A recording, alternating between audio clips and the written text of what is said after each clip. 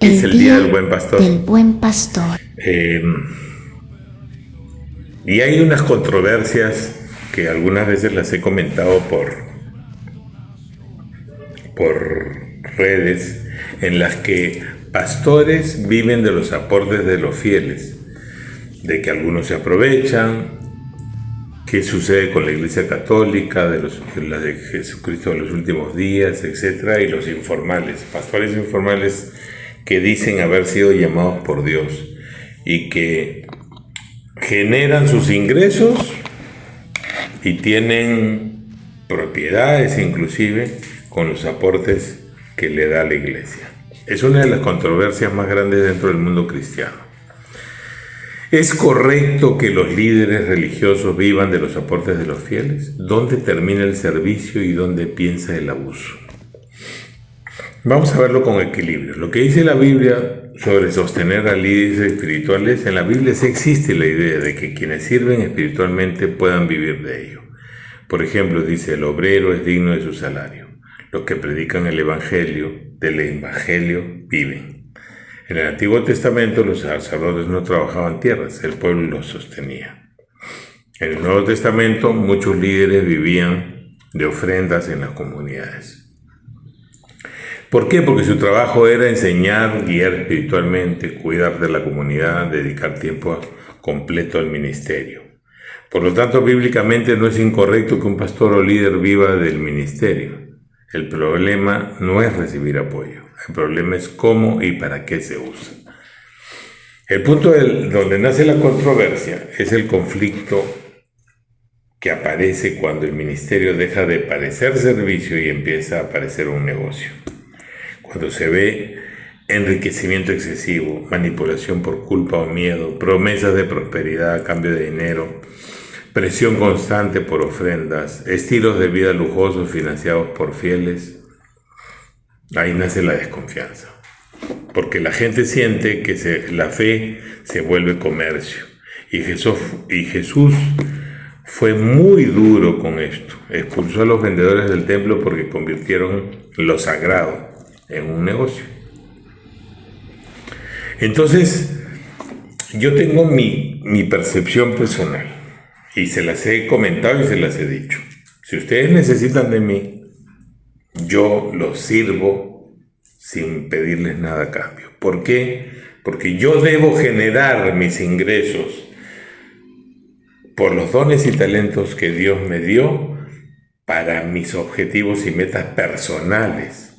Y debo servir al Señor por la vida que me da de forma gratuita. Y es por eso que mis libros se escriben para el mundo. Y mis conferencias también son gratuitas y mis consejos también lo son, porque yo creo que el pastoreo, la guía a mis hermanos, debe ser una guía que Dios te dio desde el punto de vista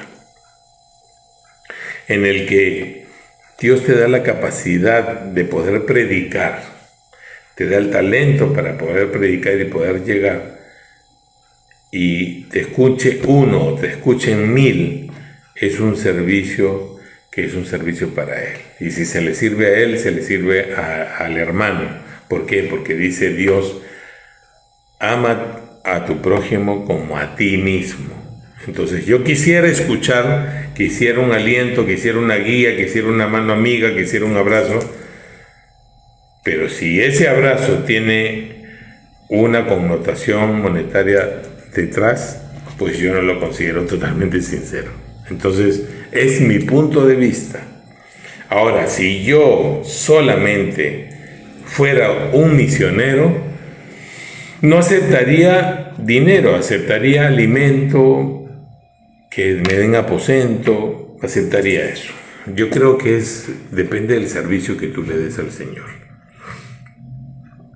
Yo sí creo que el Señor, desde mi punto de vista, separa el tema de servirlo a Él, servir a tus hermanos, y que tú trabajes por tus ingresos.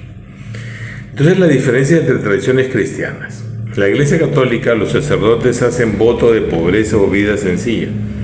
El sustento proviene de la institución y donaciones. No suele promover prosperidad personal. La estructura es centralizada y también supervisada. También han habido duras críticas por riqueza institucional y mala administración. También lo ha habido. En la Iglesia de Jesucristo de los últimos días tiene una estructura financiera muy organizada. El diezmo es obligatorio para miembros activos. Muchos líderes locales no reciben sueldo. Existe fuerte transparencia organizativa, pero también críticas por la magnitud de sus fondos.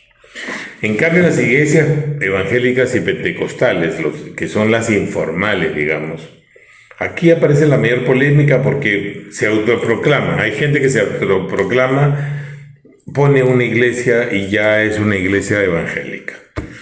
Cualquiera puede abrir una iglesia sin supervisión. No siempre hay control financiero, giran alrededor de una sola persona y se mezclan la fe, el carisma y el dinero.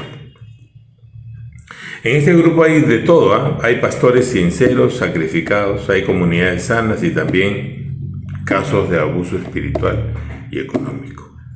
Por eso la percepción pública es tan dividida. La línea bíblica que muchos olvidan permite que un líder viva del ministerio, pero exige algo muy fuerte.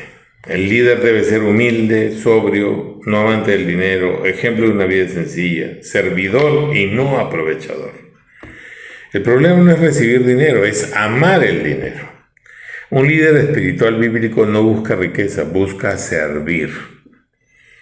¿Por qué fastidia o duele tanto este tema? Porque la fe es algo íntimo, vulnerable. Cuando alguien siente que su fe es usada para beneficio económico, la herida es profunda. No solo dinero, es confianza y las personas inclusive se dan la vuelta cuando las cosas tienen decepción humana, no de Dios. Y la realidad equilibrada, las verdades que pueden coexistir, es correcto sostener a líderes espirituales, es correcto. Según la Biblia es correcto. Muchas iglesias hacen un gran bien, es correcto. Muchos pastores viven con sacrificio real, es correcto. Pero algunos sí se aprovechan. Falta regulación en muchas comunidades religiosas. Hay abuso espiritual en ciertos casos.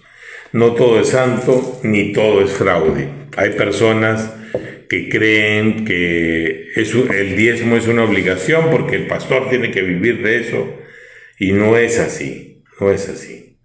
He visto muchas situaciones en las que el pastor inclusive exige, ¿no?, cuando el pastor debería asistir a la persona que necesita.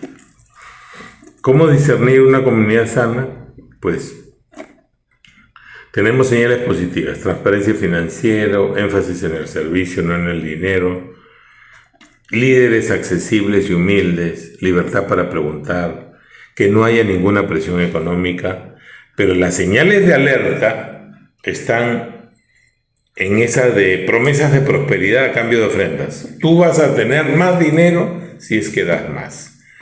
Con presión constante para dar, culto a la personalidad del líder, falta de rendición de cuentas y estilo de vida excesivamente lujoso del pastor. El pastor tiene que buscar sus ingresos. Desde mi punto de vista, tiene que ser así. Yo tengo que buscar mis ingresos propios y servir gratuitamente con toda mi alma, con mi tiempo, al Señor como a mis hermanos. Entonces, hay que tener en cuenta esto. La Biblia no condena que los líderes viven de la iglesia, pero sí condena que la iglesia viva para enriquecer líderes. La diferencia está en el corazón. Ministerio versus negocio. La fe debe sostener la obra y no alimentar la ambición. Por eso, hermano, no te dejes explotar por una palabra cuando tú estés desalentado. Más bien, acude a personas que con todo el amor están dispuestas a ayudarte.